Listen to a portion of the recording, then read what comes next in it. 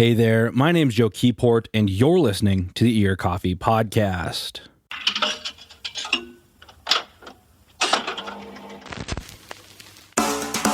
For this week's episode, I talked to Products Band. Released last year, the band's sophomore album, Some Sudden Weather, has Products Band firing on all cylinders.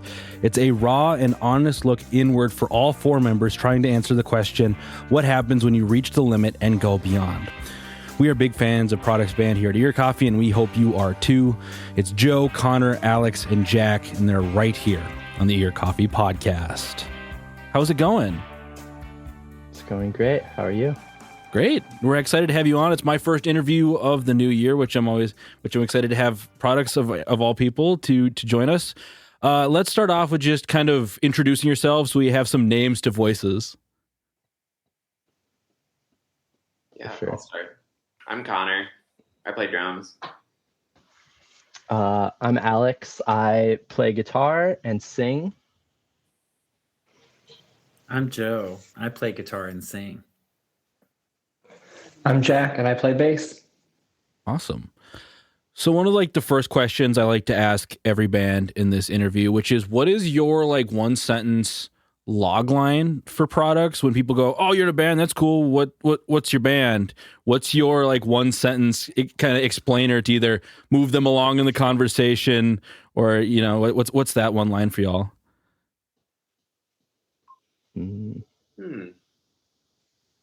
I usually ask if they've heard of the Talking Heads, and then say we sound a little bit like that if none of them had gone to art school. Which is hilarious because I went to art school for literally 8 years. So I love that you say that to people.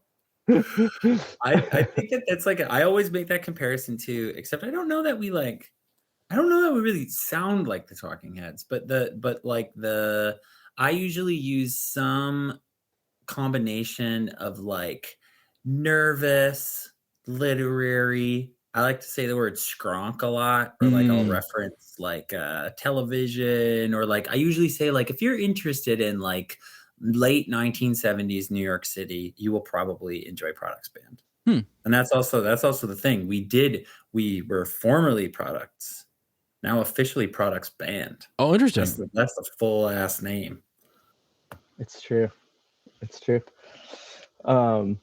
Yeah, I think I struggle with that sometimes too, or I guess it kind of depends on the audience that's asking, I think too, where it's if I am talking to somebody who's maybe gonna be down for a little more esoteric, weird sort of philosophical description, I'll go there, but I also will reference some of the bands that were already mentioned, or I kind of try to talk about how, I guess something like Talking Heads is a good comparison in the sense of there's a playfulness and a sincerity and an anxiety that all kind of commingle in that music. And I think that's sort of the ethos of the band a little bit too, is there's this punk element, there's it's not super self-serious, even when dealing with potentially serious universal kind of topics or things like that, lyrically, I guess. But yeah, you can dance to it sometimes, and it's fun. It's fun to watch. I hope too. So I'd like to mention that kind of stuff too. Yeah, UConn. I would say, yeah. I mean, I think lately too, we've been described as jangly, kind of that alternative, left field alternative kind of stuff, REM. We all really dig, and yeah, and then just a lot of lyrical sarcasm and not taking ourselves too seriously. Yeah. One of my favorite pieces. This is just a random piece of press that we got when the new record came out. Brooklyn Vegan said that our music is what people used to call college rock, which I thought was pretty funny. Yeah. That's funny. That's great. It's the blog rock is back kind of monikers that coming out at the end of 2023. Yes. Yeah. Yeah. I think somebody also made an Indie Sleaze reference when talking about one of our songs too recently. Yeah, literally Interesting. today. So we've officially made it to the 21st century with our reference points. Finally, Still New York, different decade. yeah, not too contemporary. Not too. It's still, yeah, That rocks. not derivative though either. No, not at all. So let's start off here. Let's get a little history before we jump into the new record. So then how did Products form? I know you had that first EP out in later 2018. So when did you all get connected and start making music under Products Band? Yeah, I think Connor and I were the first to officially kind of like meet and link up. But Jack and Connor played together in the band Frankie Teardrop, which I was and am a great fan of that band. And so I kind of was running, around to shows and seeing them around and sort of trying to wedge my way into their lives a little bit. And similar with Joe, playing in like the Florists, just people that I'd seen about in the scene, like playing music together. And I think, Connor and I linked up when both of the bands that we were in kind of had come to an end point, and started playing with Jack, and Joe came in fourth, but we hadn't recorded anything until the four of us were together. So that EP is kind of like our first collection of songs that mostly came out of just some like solo demos and things like that I was kicking around. So it's like a pretty brief EP, and I think in a lot of ways too, we were still like learning one another's tendencies, and I think ever since then too have been extremely collaborative with songwriting in that way. But we I think it was 2018 we put it out, probably recorded it in 2017 or something, which now is, I think, speaks to like the longevity that we've been able to have, which is relatively speaking, is like for like local bands or what have you. I think it's rare sometimes that if you just stick together, you can make some records and things like that. Well, yeah, it's wild because like that EP, I remember it coming out and being like, oh, and anytime it kind of comes up, it'll be like, oh yeah, it was 2018. And you're like, oh, 2018 was like 4 or 5 years ago at this point. Like there was a whole life-changing pandemic in between, like. Yeah. Yeah. So then talk to me about that songwriting process and how you said that was kind of, that first EP was, solo demos, but was Pink Puma kind of your first proper then all hands on deck writing for a Products release? Yeah. No, it was because the only song on the Dotted Line that Alex and I co-wrote was the Second Set, which is a deep cut. If there's anybody out there that like actually knows that song, that's tight. But the Pink Puma, was definitely us coming at it with ideas. I think that like, my specific quirks as a songwriter are definitely a lot more present on Pink Puma. And I think that as a quartet, like we really started to like on Pink Puma, for example, the song Cell Cans really started out from a jam. I mean, I'm pretty sure that we just kind of improvised that as a group for the most part, and then decided to structure it and turn it into a real song. So I think that, that's really just started to continue, right? Because then, obviously quarantine began, right? The pandemic era began. And so we didn't really work together at all and for months. And then we got together at we did like a remote cabin thing at the end of 2020 to start working on some songs that would eventually be tracks on Some Sudden Weather. And then when we basically later after things became a little bit clearer, people were collaborating in the same rooms again, we started really working on the album in earnest. There was some interest from this label out of LA that was just starting called Solid Brass Records. And Jason, who is one of the founders of that label, actually was a fan of On the Dotted Line back when it came out. And he used to message us on Instagram. We were like, who is this guy? And he was just like, you guys are great. Like, you remind me of this music, like just offering these compliments. And, you know, when you play in bands for long enough, you start to like, sometimes there's the odd person who decides to reach out to you on the internet, and you're just kind of like, all right, cool. You're just like a reply guy kind of thing. So I think all of us were just like, well, that's great. I'm glad he likes the music. And then one day he was just like, hey, so I'm starting this label and we've got these resources and we would love to like put out vinyl for you. And then we were like, okay, that's great.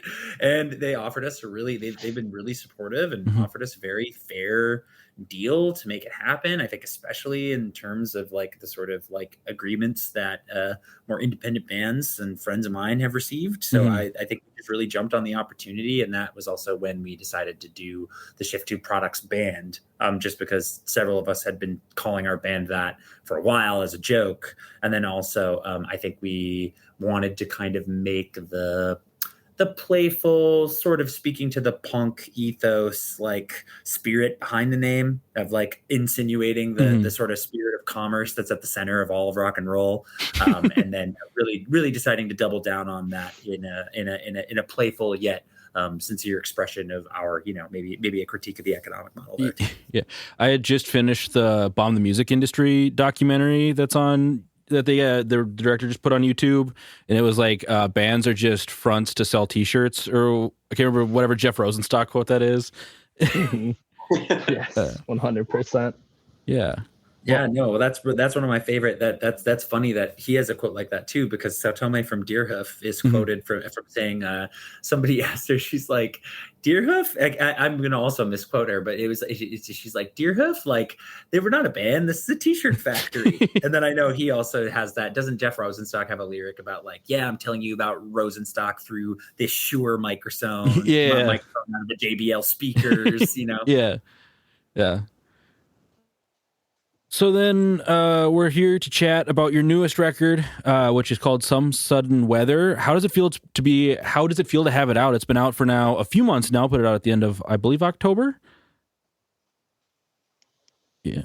Yeah. What's the reception been like for y'all? What's it been like to be able to put it out in front of people after potentially sitting on this for a few years now? It's been great. I mean, it's like I think what was really wild about it was because, we finished it. It was like done in January 2023. Okay. So then we put it out end of October. So we still sat on it for a while. And I think all of us were, I don't know, I'll speak for myself. I definitely felt a little bit nervous. I mean, I think when you're following up a record that, especially a lot of people have been really kind about Pink Puma, and I know that people like cared for that record, and that was a record that also was kind of like, you know, when you're a band and you put out your first LP, it's like, cool, like you've had the whole longevity, like the whole lifespan of your band to put out that record and to work on those songs, and then you're like, all right, now let's just do the second one. And so I definitely felt a little bit of apprehension, kind of wondering what it was going to sound like, wanting to correct some things or expand on certain ideas that were expressed on the first record. And I feel like really excited. It's very cool. I've never put out a record with a vinyl release before. We have been able to play with some of our absolute heroes. I mean, people have been really sweet about the record. We've gotten good press about it, you know, and it's like, it's just been, I don't know, it's a dream to make music with your friends and to do this sort of stuff and to feel like you are now, I don't know, I felt through this process, I was learning how to articulate myself a lot more clearly as a songwriter and as a collaborator, as a member of this band, and to really understand what we are going for and to do something that I think definitely stretched what we did on Pink Puma. So that's my take. Gotcha. Connor, what do you think? Jack? Yeah. I'm over it. Get in here. Go for it, Jack. I'm over it. It's out. It's done. You know, you move on to the next. It's over it. I'm past it. No, it was. It's been really exciting to kind of touch back on, you know, joining the group and through Pink Puma. When I joined just shortly before Joe. I think I only got like one practice with Alan Connor before Joe joined. And so there's already a batch of songs that were pretty well fleshed out. And so I'm hopping in kind of into something that's already nearly fully realized. Those early tracks were, just great, quick post-punk songs. So it was easy to just slide in and kind of go with it. And then through Pink Puma, the writing was more collaborative, and I was kind of trying to stretch out my elbows a tiny bit more and try playing some styles that I wasn't comfortable with and hadn't really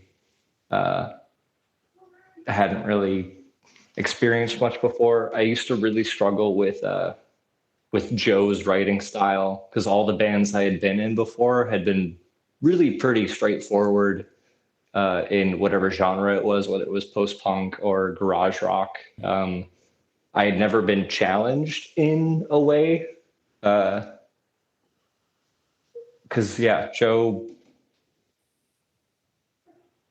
Joe makes choices, and I didn't know how to feel about them early on. I used to really struggle with it, because I was like, that makes so little sense to me. But it really opened up a whole new avenue for me to learn, like, you can do different shit. There aren't rules. You're not going to get fired. No one fucking cares. And so, with Some Sudden Weather, this was also the first album I've ever gotten to work on through any release I've been on where any explicit attention was given towards the bass. We didn't just track it with the drums and then, go back over it and EQ it and affect it. Our engineer, Zach, at the Pearl, deliberately wanted to, for each track, pick out a different bass that would kind of aid in the sound that we were going for on each song. So I was really, really pumped to get this one out, because it's the one of the first times that I haven't just been able to be proud of the finished product and the group itself, but also like really excited and proud with my work on it. It's been great having it out and having people react to it and tell us at shows or just day to day, hey, listen to it, love this track, or this release was unlike any other for me personally, and so it's been a lot of fun. Yeah, it was really fun recording with Zach Hollander this time around too, because I feel like with this batch of songs we had going into the studio, I think he had this like really cool mentality of like capturing those ideas, but then also we could add certain elements and textures and things and kind of have autonomy in like a very like spontaneous way of like, oh, like we hadn't thought of that. Like, it was kind of like a more maximal approach of like, oh, we should like try it, like could do this on the keyboards, or we could like do this on, like on the record, there was one part where on the buildup of one of the tracks, I thought to like turn an empty recycling bin upside down and just like with my drumsticks, like bang on it to have it sound like boulders falling down a hill, and Zach was like, yeah, we can do that. So it was cool to like have that support of like fleshing out ideas and to have something realized that like, it was like kind of something in the studio where it's like, we didn't really have all these ideas like fully fleshed out, but then like have these like really awesome, brilliant, like spontaneous moments where we just had each other's backs, and like Zach had our backs, and we could really like have cool creative moments happen in a very spontaneous way. And it actually, it really shows, because I think on some of the songs, the textures that were brought to life really give the song a lot of life. And we're all like so happy with how it turned out. Yeah. I mean, I think everyone has sort of said it all in terms of like how I felt about it too. Really excited to have it released. It's at that point now too, where I think it's been out long enough where sometimes I like, I'll forget about it, forget that it's out, like, especially since we've like had recorded it, which is kind of fun then, to like remember, oh yeah, they've got this like starting to build this little body of work that's like, you can kind of look back on and reflect on.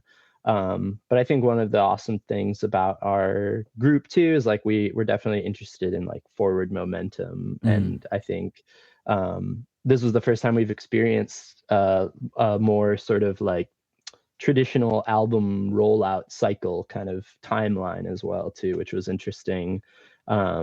Everything I think we've put out up to this point, and with a few exceptions, like as musicians in our whole lifetimes, I think have mostly released things that are like self-released or like self-adjacent, in some way. And so having that, I think was interesting, like to kind of be like, oh, we gotta like wait for these things, like these things happen on this, this timeline. But I think it wasn't super hard to be patient about it, but we're really excited to finally get it out there. And then there's that weird moment of like I have this intimate knowledge of the album, and you forget that other people like hadn't even heard it yet, and like still like not very many people have heard it or know it exists. So while for us it's this really worn in familiar kind of thing, it's nice and kind of exciting to remember that like it's still brand new to a lot of other people. And so I try to like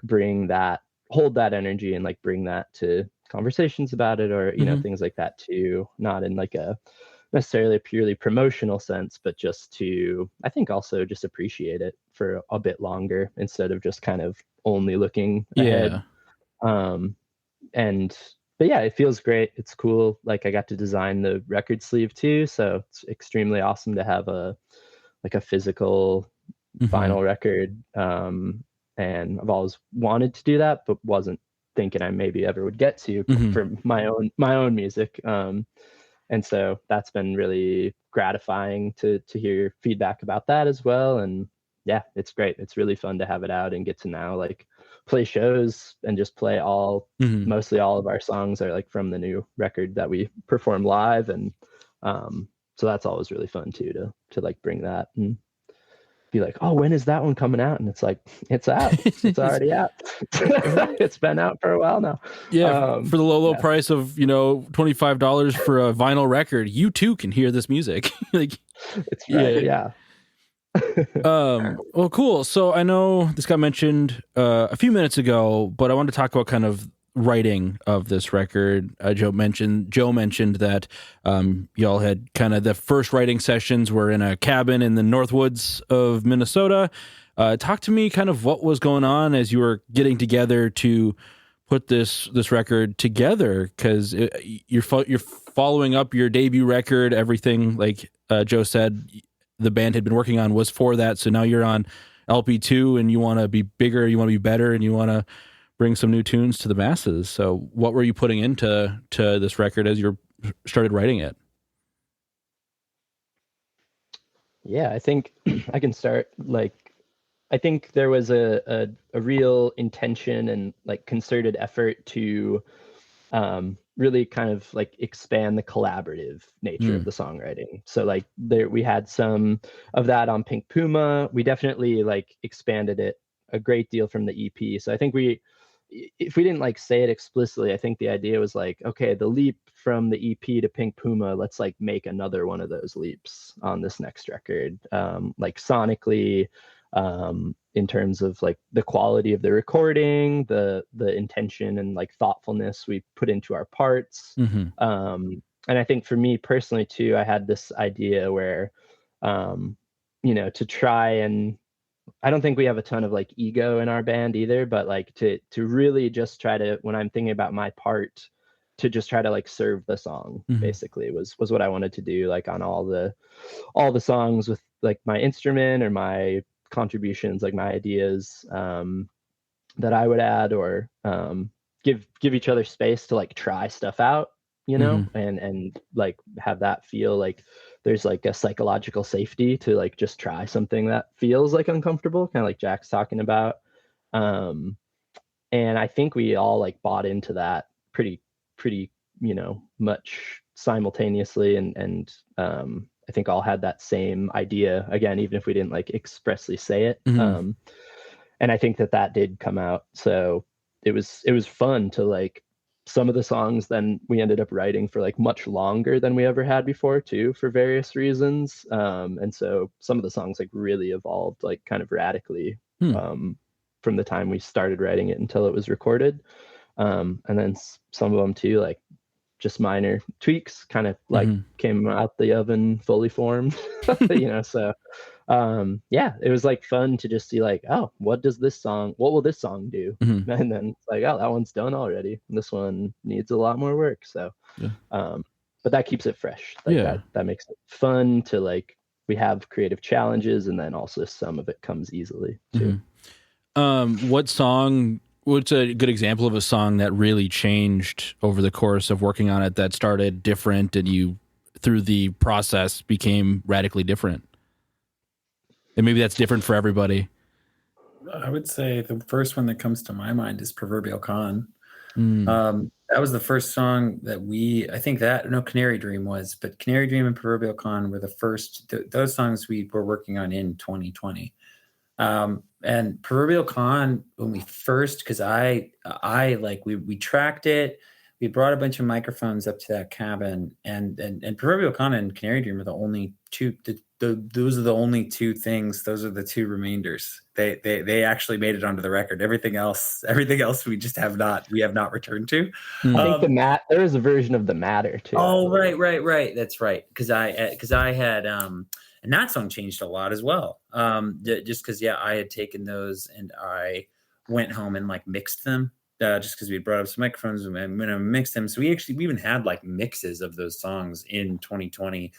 And I would say Proverbial Con. Save them for the 25th anniversary edition. Yeah. They're on Google Drive still, so they're around when that pressing comes in. Those sweet zids. But I would say Proverbial Con was like it almost felt more like a folk rock song. Honestly, it had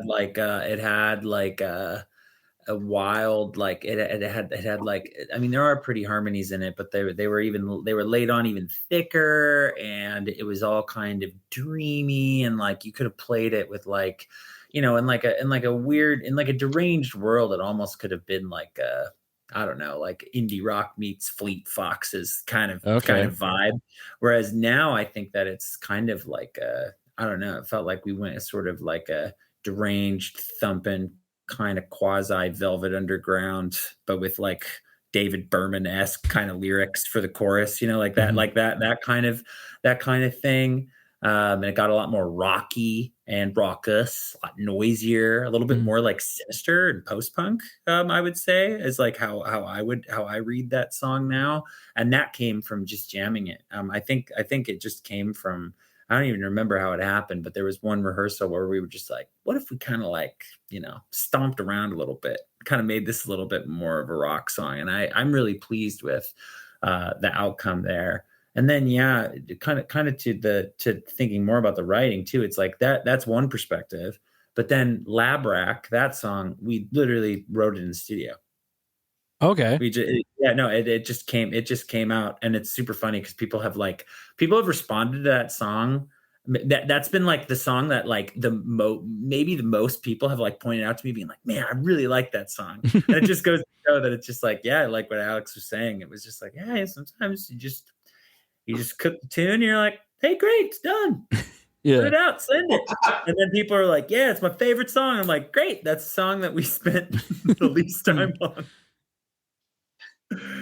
But yeah, no, it's funny. It's funny how that sort of stuff works. So yeah, no, and it's also like a longer record than we've put out. So I think on this one too, it was like definitely we collaborated more, but I would say on Pink Puma, Alex and I would get together and we would do like writing sessions, just the two of us. Like that was like a pretty common way that we worked kind of in the first few years of the band. But I would say with this one, it was more Alex would come to rehearsal or I would come to rehearsal and we would have like a song kind of like done or an idea we wanted to work through. And then it was the four of us kind of cooking it together. So that I think was a big difference too. Gotcha. And with that whole, you know, all four of you kind of had your hands in the process with songs. Does that include the lyrics as well? Because I feel like I listened to Pink Puma earlier and then I had switched to listening through Some Sudden Weather again. And I feel like lyrically, this record feels rawer and a little more honest is not the right phrase, but you can kind of understand where I'm leading with this. And that's how I felt switching into Some Sudden Weather from Pink Puma and what I remember of On the Dotted Line. Yeah, I think lyrically for sure, I think this record is a lot more sincere. Like we definitely still, which isn't to say that we were like being disingenuous, but I think like on Pink Puma or something, like there's a little bit more of like a tongue in cheek, a little bit more like cagey and coy kind of attitude or like approach to things. And on this one, I think like I think like it's just like time of life, all these different elements coming together that kind of influence that, like, you know, personal like upheaval, all sorts of things that I think we are all in this headspace of feeling a little bit more like vulnerable or, you know, getting into that kind of self-reflective mindset or something like that too. And that's certainly like the lyrics I wrote for the record are, I think, representative of that idea. And I think, yeah, like raw is I think a little more like emotionally raw or just emotionally available, you know, not keeping everything at arm's length or kind of being like, you know, providing our analysis or something. Yeah. It was just more like how we felt about things, you know. So I think getting into the body and out of the head a little bit on the record was an idea wanted to bring to the lyrics. Jack wrote lyrics on this record for the first time on a Products Band album, and they're really amazing. So I'll let her speak to that a little bit as well. Oh yeah, I was hoping that wouldn't get brought up. I'm not gonna let you get out of it. Yeah, I know. It was sheer on accident because we had Recline Derealized. We were working on it for a while, and you know,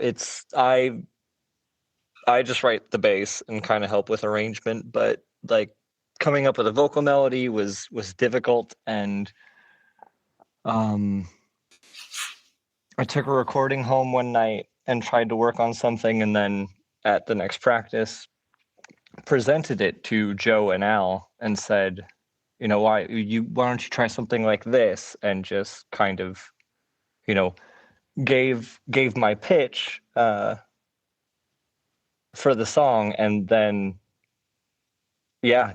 sadly both of you went, oh, that's great, you do it. So yeah, no, I used to in a previous band, I was it wasn't dissimilar to Products, where there were two lead singers and we would take turns commanding a song. Very, very not proud of my output in that group, but on this one, just sort of kind of tried to. I used to write lyrics, and then I would try to go back and retroactively try to make them more interesting or fit a certain vibe, and that's just sheer self-conscious. I mean, just outright shame, just not feeling confident enough to share a part of yourself with the world. And desperately wanting people to view you a certain way. And so on this one, yeah, I just tried not to do that. And I do remember kicking the lyrics to all of y'all at one point and saying like, hi, please check these, please make sure they're okay, make any changes you want. I will not push back on anything. And I think I know Joe came back with some changes that I really liked. But for the most part, y'all decided to leave it for better or for worse, to your own detriment. So it's out there now. And yeah. No, I was really struck. I remember reading through that draft, and I mean, yeah, 22 in an hour, I'm 29. It has such a great meter, and I think that lyric sticks with a lot of people. And that song is also, it was a great way, I think, because usually the lyrics are, Alex and I have co-wrote lyrics together, but it's usually kind of similar to like the song structures coming in. It's usually me or them, right, coming in. So I think that coming in and collaborating on writing is really intimate, just because that song, Recline, Do You Realize 2022, is like it's a very real song about like our experiences with like alcohol. And I think that for a Products band, especially making a Products band song, especially in making the comparison between Pink Puma and this record, there are serious songs on Pink Puma, but I think that we just like all, I think just globally went through an incredibly dark time, right? And I don't know that we really have left it, but I think that this record hopefully retains the playful spirit of our friendship as a group, but it kind of details what happens to those people as you get a little bit older and you face the limits of your pleasure, of your activism, of your personal relationships, romantic or platonic. And I think it's kind of a record. It's a record about kind of reaching the limit and asking yourself, like, what is beyond that last limit, and sort of the joy of that, the fear that's there, the kind of ceaseless ambiguity of life, and I think that it was just really cool to relate, going back to the specific moment of going through those lyrics and writing that with Jack, is that she and I like really connected on this thing, right? This struggle. And I think that comes through in a song and in a way that I'm really proud of.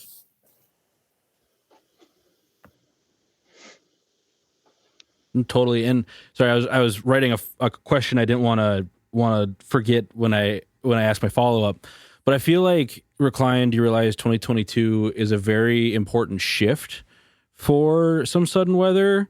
I wrote, because like once you hit that point, the following songs also kind of keep this certain earnesty and like realism to them. The wit and what you would expect from a Product song is obviously still there as you kind of close out the record, but it's a different turn. The note I had written is it reminded me of the scene in the original Willy Wonka when you enter the tunnel and you just like everything's stripped away and you're fully realizing what's going on. And I think, was that like an intentional part of sequencing these songs, was being like, all right, we have these songs that kind of speak to what we all are getting to, or speaking to that point in our lives when we're getting to. Was that an intentional way of kind of showing that off? Yes. Go ahead, Jack. I was going to say not at all, but I'll let you Maybe go. Not for you. I mean, clearly right. Not for you, but for the rest of us, yes.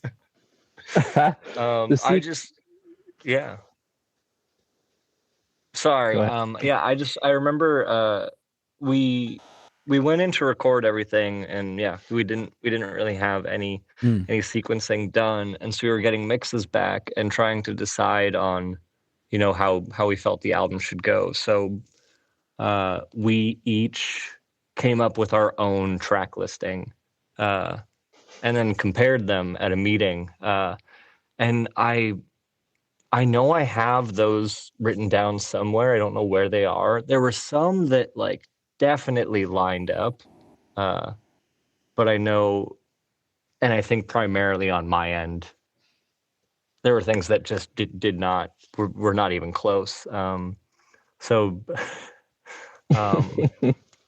think that's why I think of the sequencing as yeah, I guess it flat out did not turn out the way I expected. So I don't think of it as not intentional, but just not how I would have done it. But yeah, I will pass it off onto someone else who has a different feeling or thought process on this. I'm just laughing, remembering our sort of like committee approach to the sequencing. But I think it was funny. I remember kind of vividly a conversation we had about sequencing, where it was like kind of the various justifications, I guess, for like the decisions we had made, or like what we were thinking, like for why we sequenced it a certain way. And I think it was really funny because it's like we all, you kind of start inventing like what like a listener will experience. Like you kind of are trying to get into the head of like everybody that will listen to the record, and like try to sort of like set them up for a certain journey or something like that. I'm talking like I do at my job now too, because I do like UX design, so I'm like thinking about like audiences and journey maps and stuff. But like that is kind of how we were approaching it, I think, whereas like we kind of invented these like really elaborate ideas of how like, oh, and then you'll start to think this, and then the next song will make you think that. And it's like we can't know, like you have no idea how people are going to experience it. We can try to like set that up in a certain way, but since we didn't write with any sort of sequencing in mind, I think it's like now we're just sort of stitching it together in a way that creates like a certain momentum, maybe. Like you can control some of those things. It's not just like throwing darts. But I think what you're speaking to though is like my experience as well, where there is like a shift from like side A to side B sort of thing. And I think having an album come out on vinyl for the first time, that was maybe something that influenced our thinking around that sequencing for sure, which is like we kind of need each side to be approximately the same amount of time. So that was like a limiting factor.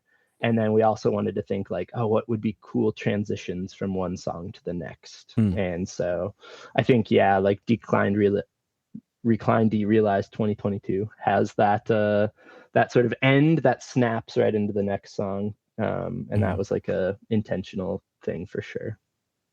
Totally. I wanted to ask, as songwriters, you talked about how on this record this was the first time you really felt like being emotionally kind of intelligent and emotionally real with kind of how you were doing on this record, a little more honestly, for lack of saying the same word 7 times. But what do you think switched for you all as songwriters that allowed you to kind of tap into that part for you, to be willing to write like this for Some Sudden Weather? Well, I'll kind of offer my perspective just because I feel like I kind of because I think to me, maybe the most emotional song that I have written for this band, and when I think about performing it, I have the most vivid emotional experience is actually Somebody's Son, which is from Pink Puma. So I think that for me as a songwriter, that was something that I don't know that when I think about work that I've done in other bands or work for this band specifically, I ever felt like I was detached from sharing emotions or giving a really emotional performance. I mean, also on Pink Puma, you did like Hello High or whatever, and that song is like really silly and stupid. And I remember sending it to everybody and going, "Isn't this so silly and stupid?" And really loving that, because that's, I think, a vibe that we all really enjoy getting into with each other. And on this album, I think there was, I feel like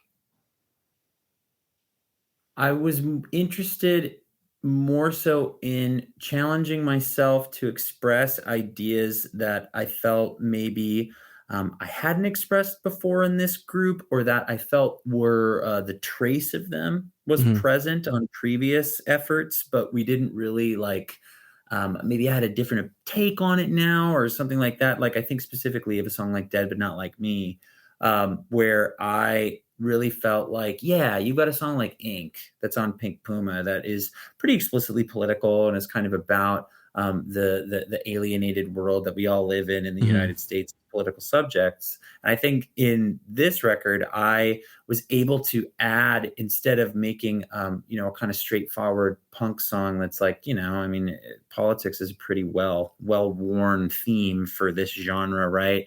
And I think in that song, I really was able to connect a feeling that I feel a little afraid of and ashamed about, which is the kind of moth-like attraction to the flame of tragedy and death, and the way in which that I can feel my own emotions being processed through the vector of a clip on social media, and how accustomed I am to seeing people in just destitute hell, or maybe literally being murdered on camera. Yeah. Right. So I think that for me, this record, I really wanted to challenge myself to maybe it's not totally new for me to write about my emotions, but to maybe filter them through topics that I talked about more abstractly in the past. Gotcha. What about Alex or Jack? Do you have kind of thoughts to weigh in?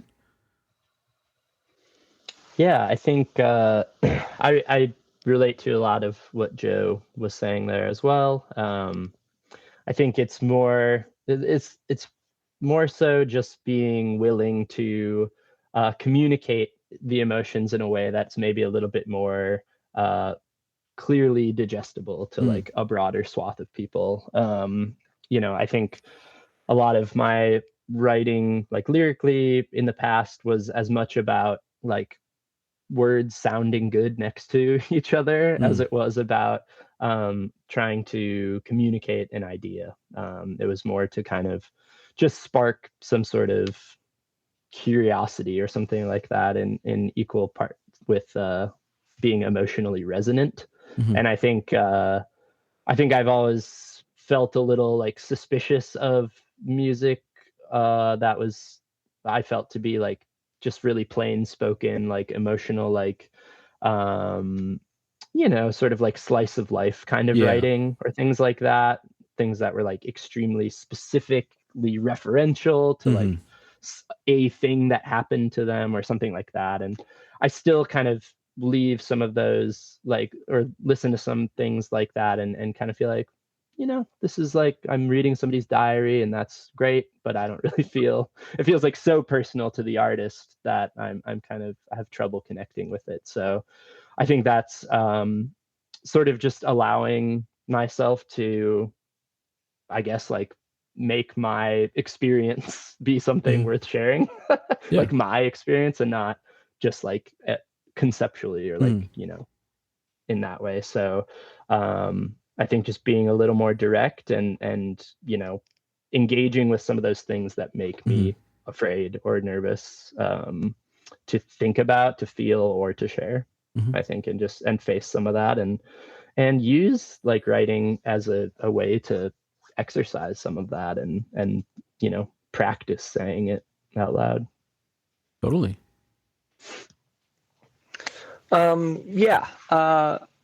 For the most part, aside from Recline, Do You Realize 2022, my contributions to the album are more purely technical rather than lyrical. And a lot of my approach on this was just, trying to branch out as a player myself without getting in the way.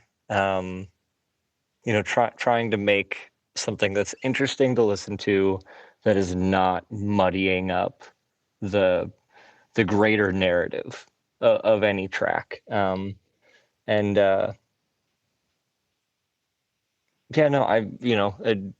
feel like we succeeded at doing that pretty well on this. There's some pretty out there textures and riffs and melodies that are not conventional and are not really, are pretty surprising. but so that was kind of my primary focus on this one, was just as a bass player, what would I want to hear on an album? But yeah, I'm also wondering from Connor's perspective, dealing with more purely just the technical half of things. How you feel about how you're approaching this one versus Pink Puma explicitly. Yeah, I feel like it was a pretty similar approach to what you just described, as like kind of serving the songs more purpose by like, not being super busy all the time, and maybe making room for things and melodic ideas to breathe more, that needed more pronunciation and highlighting. And it was cool to like, hear some demos that, back in 2020 when we couldn't get together or play or anything, it was kind of exciting to share ideas with each other back and forth, like just demos that, like y'all would like send along and just hear those ideas. And it was just kind of fun to like kind of in, my own time, just to kind of like think of parts of like what I could play for the songs, and I feel like for the approach of making Some Sudden Weather, it was just kind of like trying to not be too busy and just to like really, like analyze the song at a more critical level, and like try to like write parts that, unconventional ideas of things I hadn't thought of in the past to try to apply, where like, like on a lot of records I've been listening to the last few years, I just was really intrigued by like unconventional textures and ways to play. And I kind of wanted to try to present that on this record. And I think like all of us did that too, on our instruments. And I'm just really stoked with how it came together, because I feel like it's definitely, like we had talked before about how there's been a natural progression between each album, and that's definitely apparent on this one. And I think we all feel really good about it. Awesome. Well, I just have a couple more questions here for y'all as we kind of wrap this up. I wanted to ask, you just put out a live performance video at the Southern Theater for Count to 10, and you worked with filmmaker Janet Regina as well as Andrew Jansen, who performs as Loud Son. You want to talk to me about how that came together? Who had the idea for that, and kind of where did that idea happen? Well, I'm the program director at the Southern Theater, so that right there, that's free space. So we nice. Just to put in the material reality of it, I think that we did our Pink Puma video at that space as well, and I think that the Southern is such an important place in Minneapolis, and it is so goddamn old. Yeah, and beautiful. If you've ever been in there, it's been there since the late 1800s. It's always been a performance space of some kind. So it's something that I think means a lot to me personally, just because I also have performed there. I've acted in the Twin Cities and worked in theater and stuff since I was like 14. So it's a space that holds a lot of meaning for me. Janet is somebody who we respect and have been socially adjacent to for a long time. And we thought, it'd be great. Like we should try and work with her. And then Andrew, as you may or may not know, I play bass in Loud Son. Oh, okay. And then Andrew also plays bass in my solo project. Oh, cool. So I have worked with Andrew so closely now for years. And he also came on stage at our release gig for this record and played guitar for Count to 10. So it was really cool to get him in the room with us and playing, and it all just worked out very naturally. And of course, Mark Ruark was he did like the lighting design, and he's just our technical director at the theater too. So it was really cool because he just came in, heard us play the song a few times, was like, "Great, let's do it live. Let's go. I got this." So that was pretty much how it all came together. I think it was a mix of both passion and practicality. Gotcha. Well, awesome. So one last question here as the time is running out on our call. How can people connect with products? Where can they find y'all online, keep up to date with what y'all have coming in the future?